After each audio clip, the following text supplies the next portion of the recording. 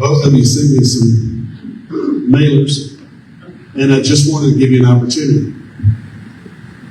And the first question goes to you, Mr. Ashby.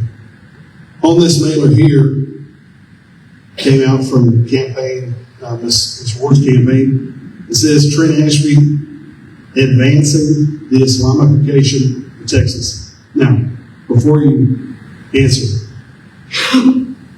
received this one from your campaign, Mr. Ashby, and it has Xi Jinping. Is that right? Or Xi? Well, neither here nor there. I think this guy runs China. I don't speak Chinese. Yeah, you're right. I don't either. But on the back, it alludes to a number of things having to do with funding and her funding being tied, Ms. Ward's funding being tied to Communist China. So here's what I would like. And this is totally unscripted, but I figured, let's see what you say. Let's have some fun with it. Advancing the Islamification of Texas. I would like you to respond to this flyer. Can I see it for a second? Absolutely, and then I would like Ms. Ward to do the same with this flyer over here. We'll hand it to her. Thank you, sir. All right. Thank you for that question. I love the opportunity to correct if I was being nice, I would say are outright mischaracterizations of fact. A lot of people would call them, in common language, lies. So, it says right here that there were three resolutions that I voted for that dealt with recognizing a Muslim day, a holiday, or whatever. The reality is, those resolutions, let's start with this, a resolution is not binding law. It is ceremonial. It is commemorative.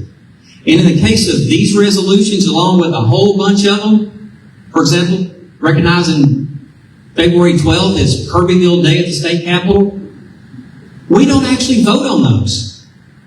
You will not, if you went and looked on the Texas Legislative Information Service and you look at the vote on these three bills, you will find not one single person voted for these bills because they are ceremonial resolutions. Now, the other thing, she does reference a bill that was heard in a committee that I chaired in 2023. And it did deal with a Muslim holiday, but let me tell you exactly what happened that you won't read on this. Ladies and gentlemen, as chairman of the committee, I can either vote, let the committee vote on it, or me as a chairman, after hearing the bill, I can vote to kill the bill in committee by not even calling it up. I voted to not even call it up. There was never even a vote on that bill. And there never was going to be because it runs contrary to my Christian values and my Christian beliefs. So yeah, I'll take the hit if you want to complain to me about me killing a Muslim bill in my committee. I am proud of my Christian values and I will always stand for what is right.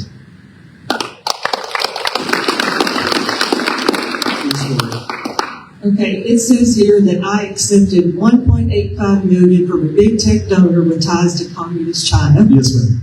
95% of my campaign is funded by Chinese profits, and I use Chinese profits to pay for false attacks against Trent Ashby.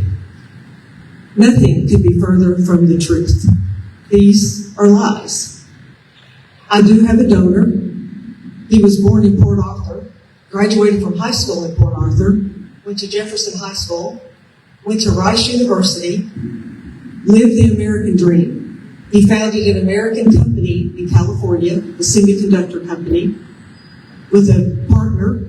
The partner is an American citizen. He is Chinese American, but he's an American citizen. It was an American company. It's traded on the New York Stock Exchange. You can't trade a foreign company on the New York Stock Exchange.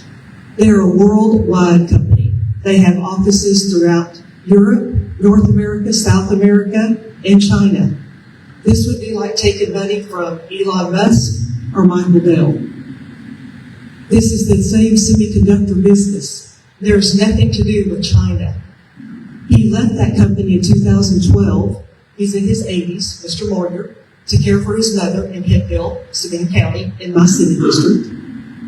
At 13, his mother passed away. He called him in California and said, I never liked living in California anyway. I'm not coming back.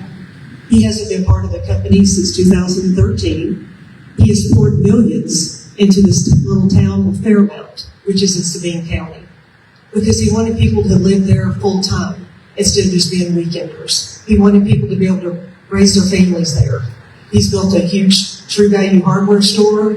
He's built a community center, a general store with a little. Miss Ward. I'm sorry. I wasn't. I'm sorry. I wasn't even. I was very passionate about this. He's lived the American dream, and all he's asked of me is he wants a conservative senator before he dies.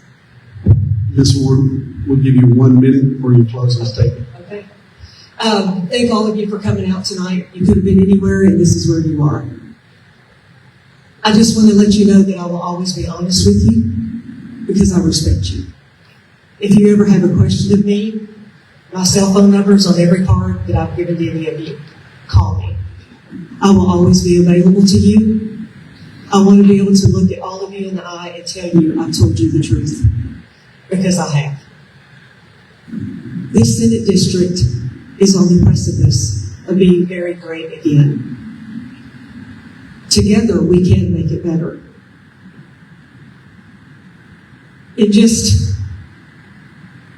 We can do this.